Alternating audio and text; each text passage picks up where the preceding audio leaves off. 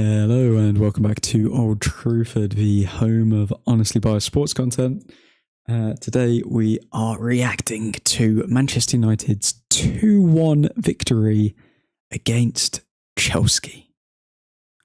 In a game where it felt a bit weird going into it. A lot of pressure on Ten Hag at the moment, especially after the Newcastle game where we put in a very lackluster response, but Ten Hag and the team reacted. Ten Hag took out the likes of Anthony Martial, Marcus Rashford, and brought in a very hungry Anthony and an even hungrier, perhaps, Højlund, who wasn't very fortunate tonight in the sense that he didn't make the most of some of the positions he found himself in. But yeah, overall, a great performance in comparison. However, we can't get too excited. As we know, Chelsea are a terrible team.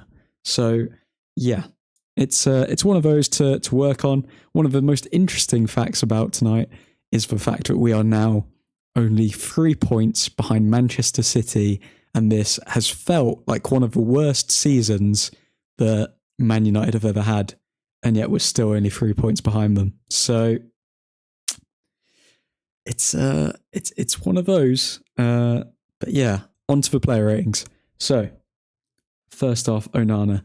I think Onana had a semi-decent performance. Can't think of anything he did too wrong.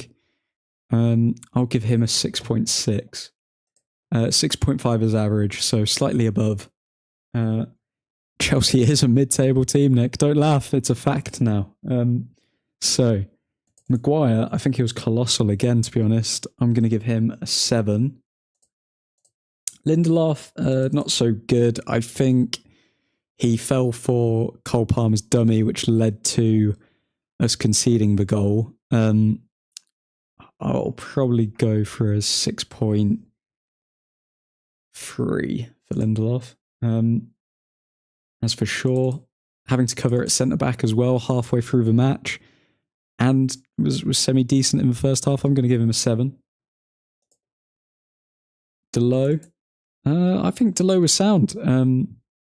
Chelsea didn't really pose a threat to him, so he didn't really have to defend, in all honesty. But can only mark him for what he did have to do, and for what he did do, I think he... 6.8. 6.9 is a bit too much for Delot. 6.8 for Delot in that match. Amrabat. Now, some people are raving about his performance. Some people think that he did okay. I'm in the side where I think he did all right. I'd give him a 6.7. Actually, I think he did the same as Delot. I think they're about level pegging. 6.8 and 6.8. McTominay, honestly, could have had about 4 or 5 goals tonight. But he could only convert 2 of them, but still grabbed 2 goals and got in a lot of good positions. So I think it's going to have to be an 8.2 for the McMeister. As for Fernandes, had a decent game, was creating these chances, was pulling the strings. However, he missed a penalty at a pretty vital stage of the game. Like, it's early on, 0-0, could set the tempo really early on if we scored that penalty. But I'm going to give Fernandes still, even though he missed a penalty, I'm going to give him a 6.9 because I think his overall game was very good. Garnacho, I thought he was having quite a frustrating game to begin with, but then that cross for McTominay's second, give credit where credit's due. I'm going to give Sancho a 7.1 for that assist as well as his overall play. Could have found Højlund a few more times, so I think that would be a fair criticism to make. Højlund, he was active in the game throughout, pressing, doing everything that you want him to do. I think Højlund's got to get a 6.9.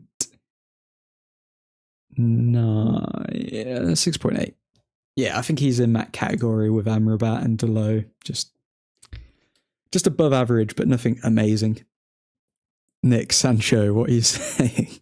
you want me to rate Sancho?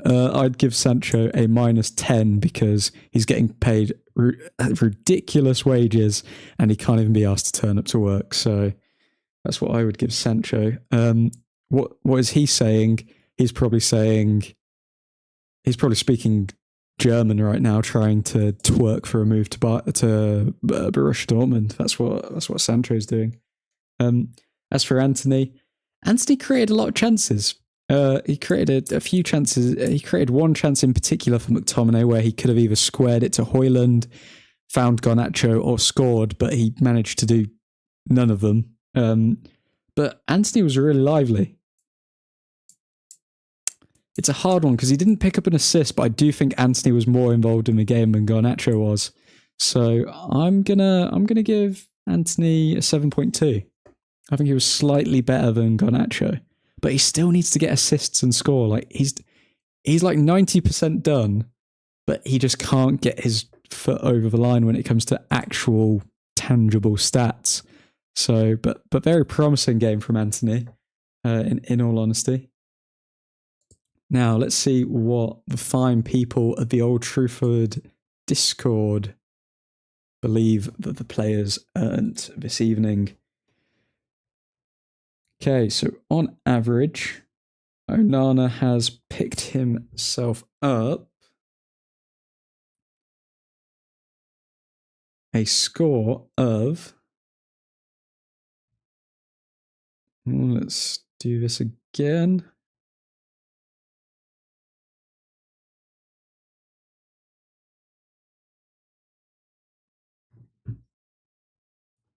So Onana has picked himself up a score of 5.9. Okay, so slightly lower than what I went for, but he didn't really have to do... Did he even have to make a save? I don't think he made a save the entire game, so I may have been being a bit generous with Onana, not going to lie. Maguire. Now I'm expecting Maguire's score to be good, because he was solid again.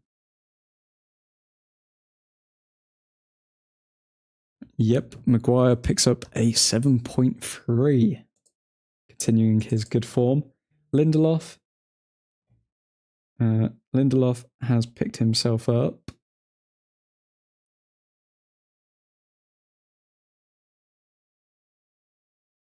a 5.5 rating. Okay, so it is matching up with my rating so far, Lindelof being the lowest rated player. As for Delo, according to the Old Truthford Discord, Delo picked himself up an average score of 6.4. Okay. Still, I think that's fair for Delo. Didn't really do too much in the game. Sure, I would expect people to give him a decent score, to be honest, because he was all over the pitch. Didn't do much at left back, but came in solid at centre back when we needed him. Yep, okay, so Shaw picked up an average rating of 6.8. Fair play to Shaw.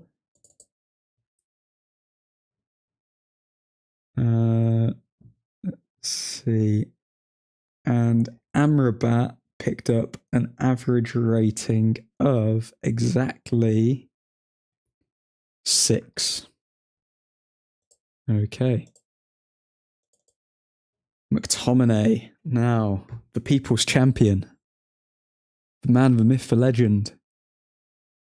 Let's see what the fine people of the Old Truthford Discord thought of McTominay that match. He got a few 10s. He got a few 10 out of 10s. Fair play to him. I think the lowest score he got from anyone was a 7.